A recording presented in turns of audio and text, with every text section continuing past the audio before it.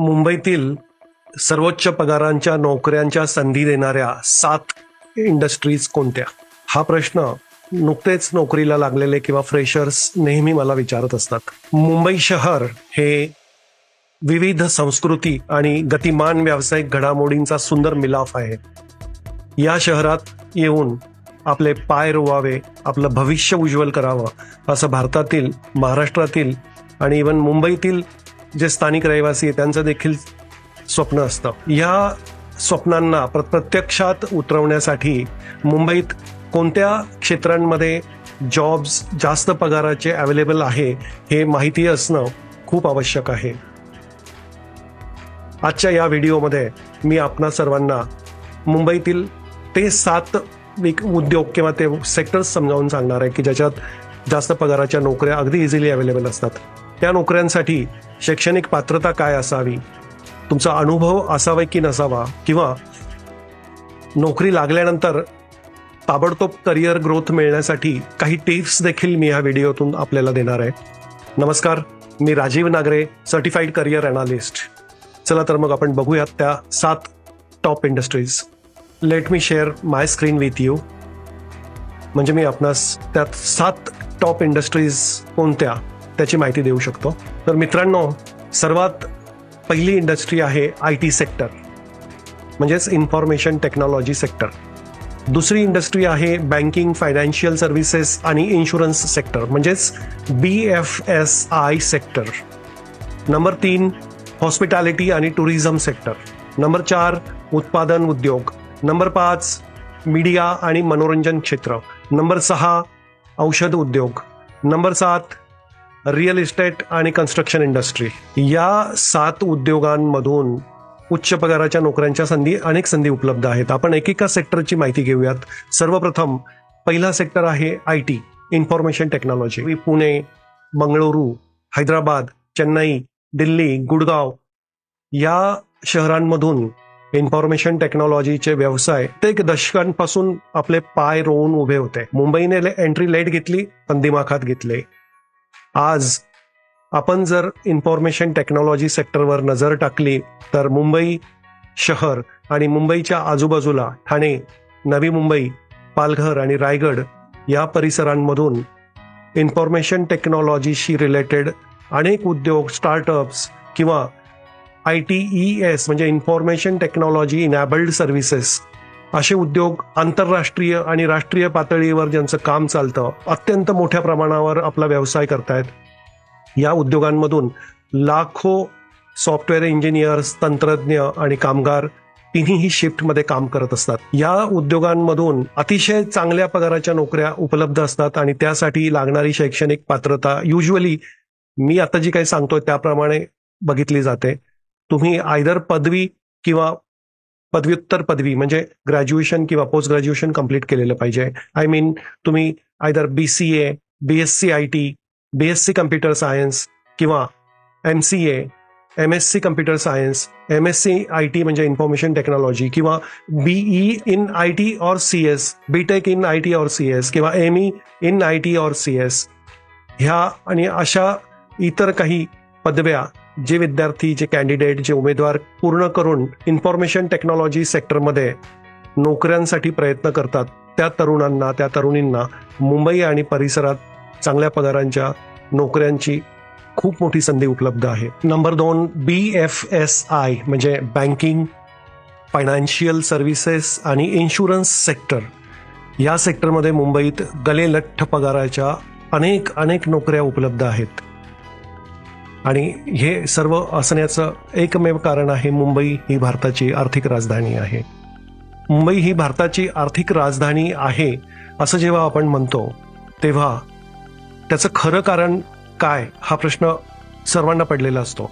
2021च्या भारतीय सांख्यिकी डिपार्टमेंटच्या आकडेवारीनुसार मुंबई जिल्ह्याचं उत्पन्न भारतातील इतर सर्व जिल्ह्यांच्या उत्पन्नापेक्षा सर्वात जास्त होतं आणि या कारणामुळे सुद्धा, तसंच मुंबईमध्ये अवेलेबल असलेलं आंतरराष्ट्रीय विमानतळ, दुसरं आंतरराष्ट्रीय विमानतळ येऊ घातलंय. मोठ्या मोठ्या देशी आणि विदेशी कंपन्यांचे कॉर्पोरेट हाऊसेस, मोठ्या मोठ्या सरकारी कंपन्यांचे हेडक्वार्टर्स, सरकारी ऑफिसेसचे हेडक्वार्टर्स, सरकारी अधिकाऱ्यांचे निवासस्थानं.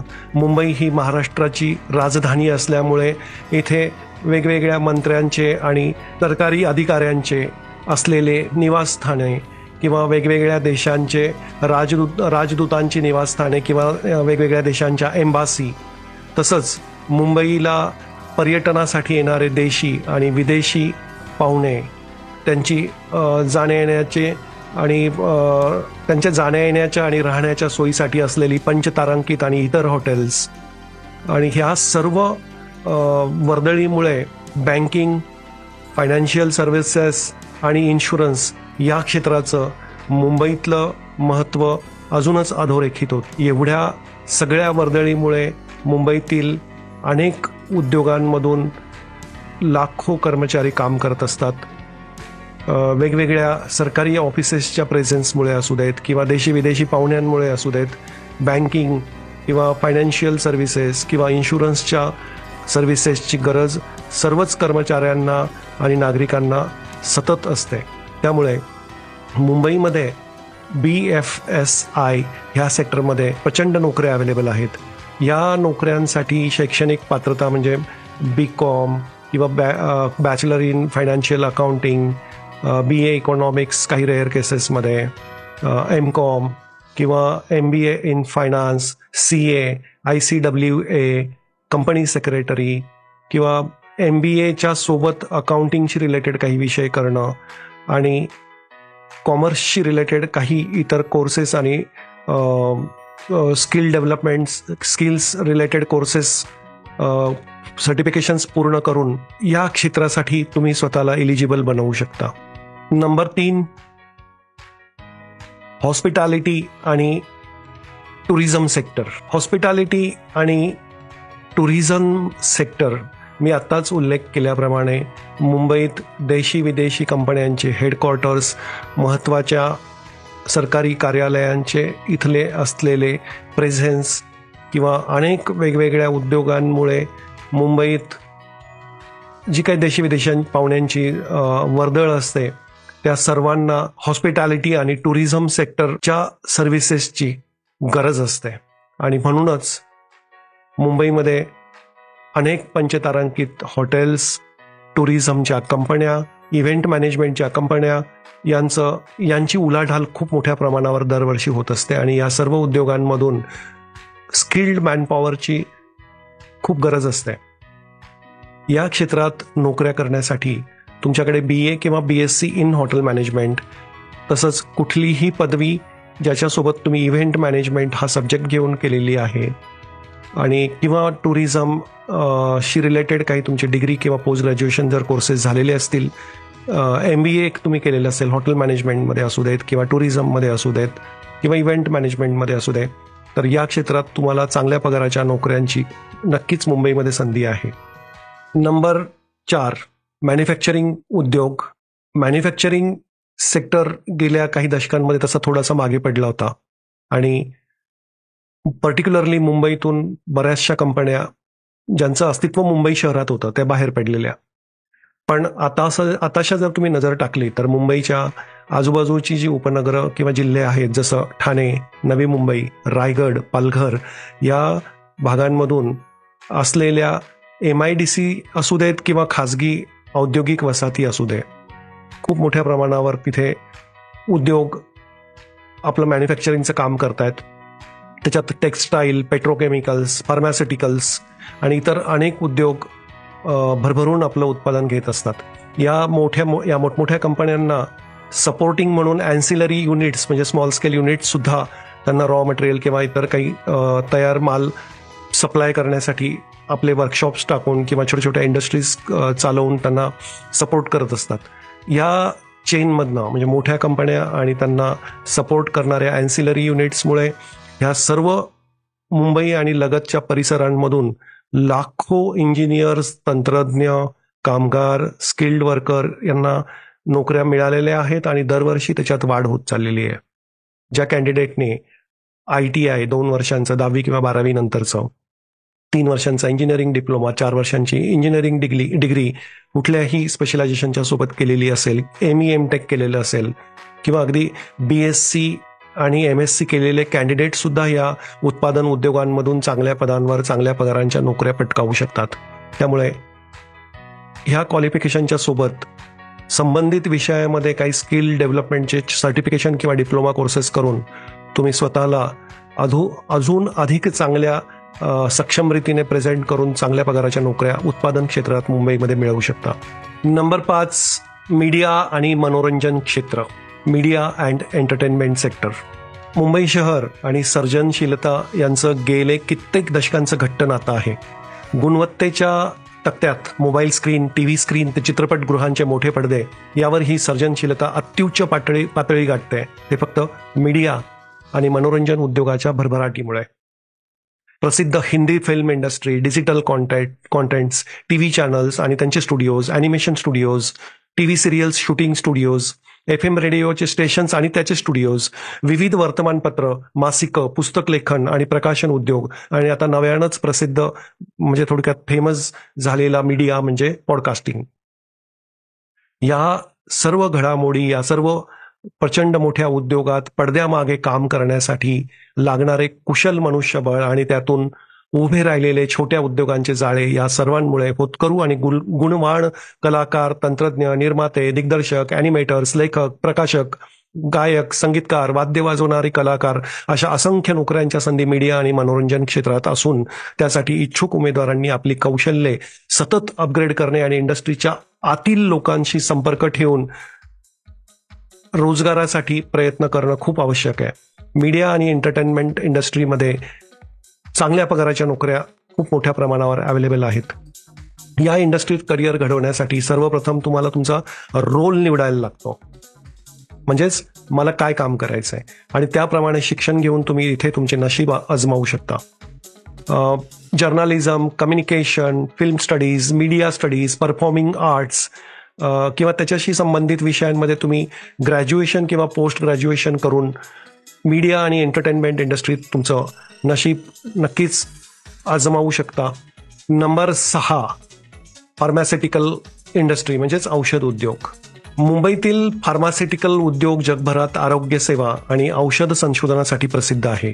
मोठमोठ्या औषध कंपन्या आणि त्यांच्या रिसर्च इन्स्टिट्यूट्स यांचे मुंबई शहरातलं अस्तित्व या क्षेत्रातील उच्च पगाराच्या नोकऱ्या सहज उपलब्ध करून देतात. औषध उत्पादन व विक्री आणि वितरण, गुणवत्ता पालन, संशोधन आणि विकास आणि औषध उद्योगाशी संबंधित क्लिष्ट कायद्यांसाठीचे सल्लागार इत्यादी संधी मुख्यत्वे करून या उद्योगात उपलब्ध असतात. B pharma, M pharma, BSc, MSc तसेच MBA फार्मास्युटिकल्स झालेल्या उमेदवारांना फार्मास्युटिकल म्हणजेच औषध उद्योगात प्राधान्यक्रम दिला जातो. या उद्योगातील नवनवीन कौशल्ये अपग्रेड करीत राहणे यामुळे औषध उद्योगात नोकरी मिळवणे आणि करिअरमध्ये उंच झेपा घेणे सहज शक्य होतं. नंबर 7, रिअल इस्टेट आणि कन्स्ट्रक्शन मॅनेजमेंट. रिअल इस्टेट आणि कन्स्ट्रक्शन इंडस्ट्री आणि मुंबई यांचं नातं ब्रिटिश काळापासून घट्ट आहे. ब्रिटिशकालीन मुंबई CST स्टेशन असू दे, मुंबई महानगरपालिकेची इमारत असू दे किंवा फोर्ट परिसरातील उंच दगडी बांधकामात ब्रिटिशांनी बांधलेल्या इमारती असू देत, कला दालन, लायब्ररी, म्युझियम, चर्चगेट स्टेशन या किंवा gateway of India, Taj Mahal hotel यासारख्या अत्युच्च पातळीवरच्या शिल्पकलेपासून मुंबईचा प्रवास जो सुरू झाला तो आज जर आपण नजर टाकली तर उत्तुंग अशा इमारती, मेट्रोचे जाळे, 25 किलोमीटर लांबीचे समुद्रावरील ब्रिज, सी लिंक्स, मोठे मॉल्स, फ्लायओव्हर ब्रिजेस, म्हणजे आपण जेवढी नावं घेऊ तेवढं ते कमी पडेल, एवढी प्रचंड मुंबईमध्ये प्रगती झालेली आहे.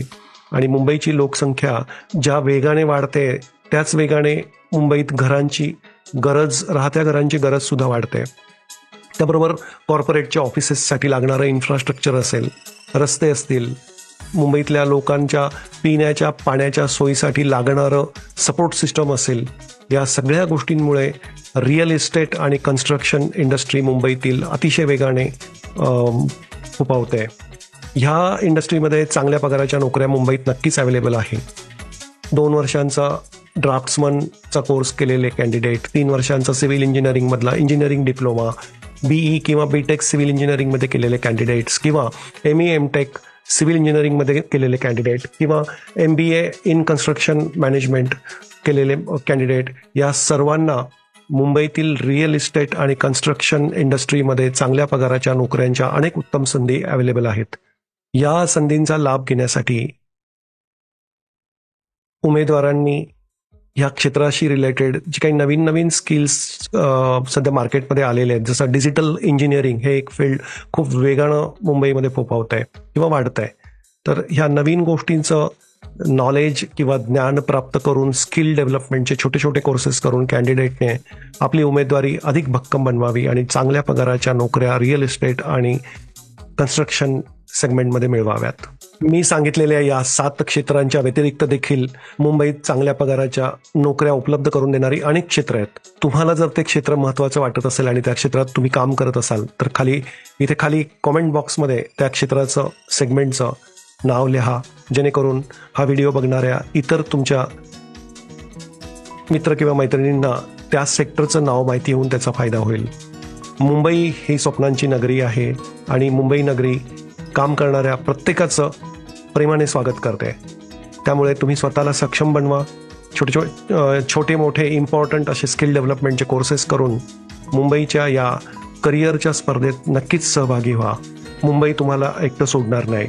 माझा हा व्हिडिओ पुन्हा बघण्यासाठी किंवा करिअर टिप्सवरील असेच व्हिडिओ बघण्यासाठी मला याच चॅनलला इथेच सबस्क्राईब करा आणि मला फॉलो करत राहा. मी Rajiv Nagare, certified career analyst. Thank you. भेटूयात पुढील व्हिडिओत लवकरच.